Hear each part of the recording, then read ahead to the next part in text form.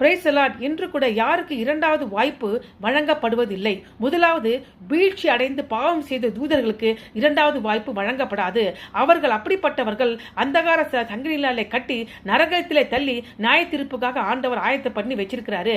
இரண்டாவது நோவாவின் காலத்தில் வாழ்ந்த அத்தனை பேரும் நோவாவையும் குடும்பத்தாரை தவிர ஜலப்பிரவாயத்தில் அழிக்கப்பட்டு போனாங்க.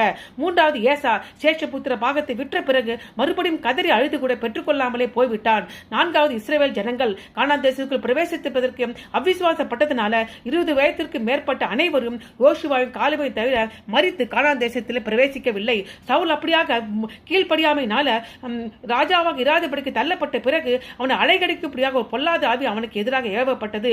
யூதாஸ் கரியத்து கூட இயேசு கிறிஸ்துவை காட்டிக் கொடுப்பதற்காக ஏற்ப பிசாசு அவனுக்கு நுழைந்து அவனும் பிசாசு அடைந்த ஆக்கினி அடைந்தான். இறுதியாக விசுவாச துரோகிகள் தேவனை அறிந்த பிறகு மறுபடியும் பாவம் செய்து கொண்டே இருந்தால் நியாய தீர்ப்பு வரும்.